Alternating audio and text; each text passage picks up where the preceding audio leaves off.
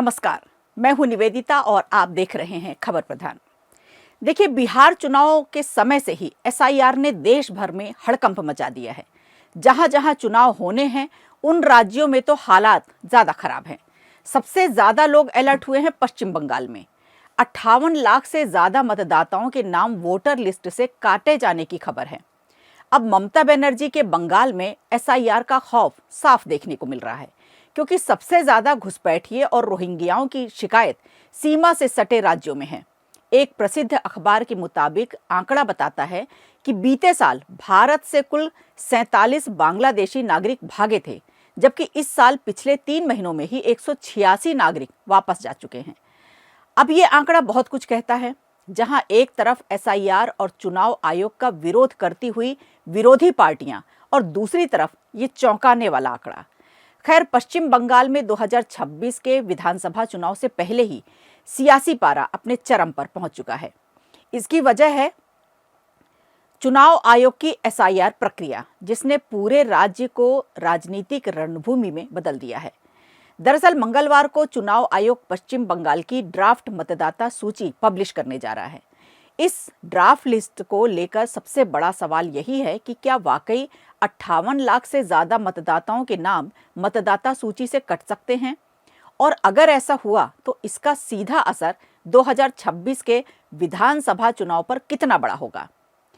कुछ खबरों के मुताबिक ड्राफ्ट सूची को आंतरिक बीएलओ ऐप पर अपलोड कर दिया गया है। इसका मतलब यह है कि अब अधिकारी बूथवार मतदाता डेटा देख सकेंगे। इसके साथ ही राज्य के मुख्य निर्वाचन अधिकारी कार्यालय ने जिला स्तर की वेबसाइट भी सक्रिय कर दी है, जिससे आम मतदाता मंगलवार से ऑनलाइन अपनी जानकारी जांच सके।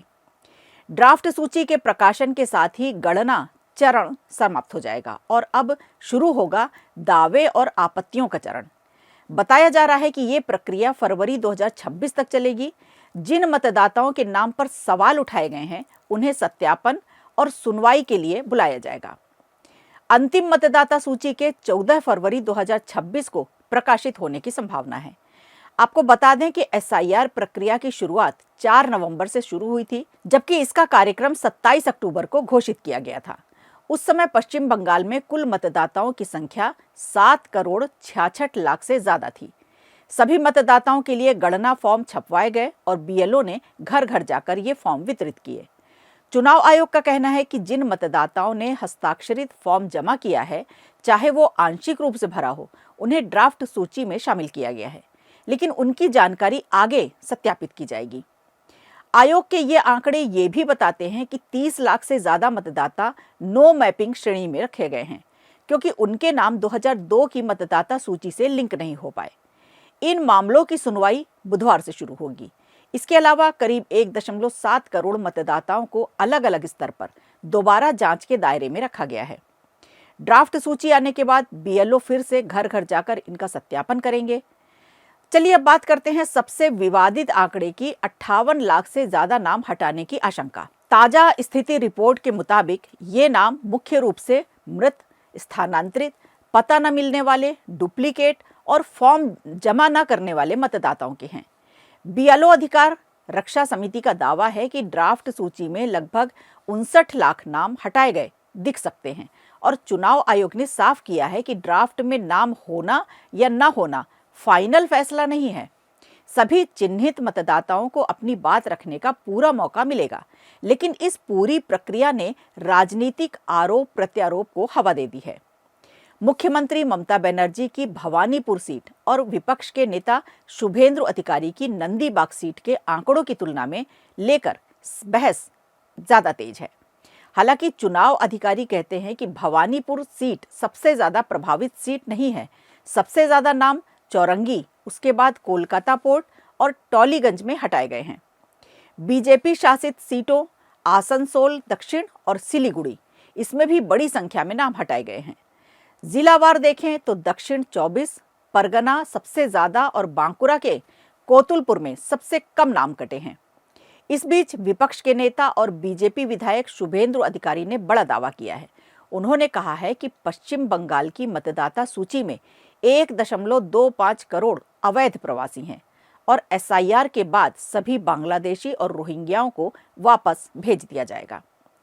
इस बयान पर सत्तारूढ़ तृणमूल कांग्रेस ने पलटवार करते हुए कहा है कि बीजेपी ऐसे लोगों की सूची सार्वजनिक करे। चलिए अब बात करते हैं उस मुद्दे की जो भारत की संप्रभुता और सुरक्षा के लिए काफी अहम है, यानी अवैध रोहिंग्याओं की। दरअसल जो आंकड़ा हमने वीडियो की शुरुआत में बताया था वो तो बहुत कम था।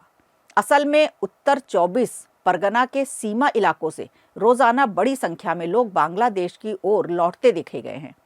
कई लोगों ने स्वीकार किया है कि वे अवैध रूप से भारत आए थे और रोजगार की तलाश में घर छोड़ चुके थे।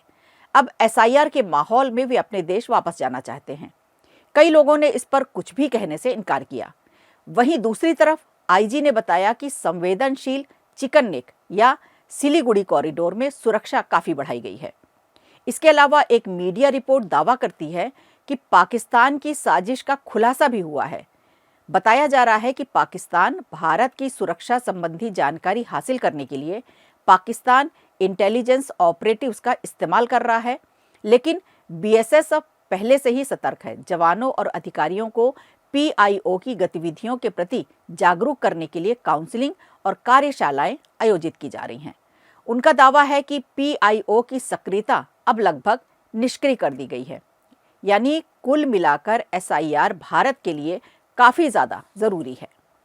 सोचिए, जब एसआईआर के डर से ही इतने सारे अवैध बांग्लादेशियों में दहशत फैल सकती है, ऐसे में अगर इस प्रक्रिया के खिलाफ विपक्ष फेक नैरेटिव ना चलाए तो ना जाने कितना बड़ा सच सामने आए। तो अब बड़ा सवाल यही है कि जो लोग इतने दिनों से अवैध तरीके से भारत में रह रहे थे, उन्हें पनाह कौन दे रहा था? कैसे निगम में नौकरी तक करने आधार कैसे बन गए इन लोगों के? क्या बंगाल की सरकार और प्रशासन सोया हुआ था? क्या बंगाल में ममता सरकार नहीं चाहती कि उनका राज्य अवैध लोगों से सुरक्षित हो, या फिर इन्हें पालने वाले कोई और नहीं बल्कि सिस्टम में ही बैठे कुछ लोग हैं? अब सवाल गंभीर है, लेकिन आपको क्या लगता है? हमें कमेंट बॉक्स में जरूर बताएं। वीडियो अच्छा लगा हो तो लाइक कीजिए, शेयर कीजिए और कमेंट बॉक्स में हमें जरूर बताइए।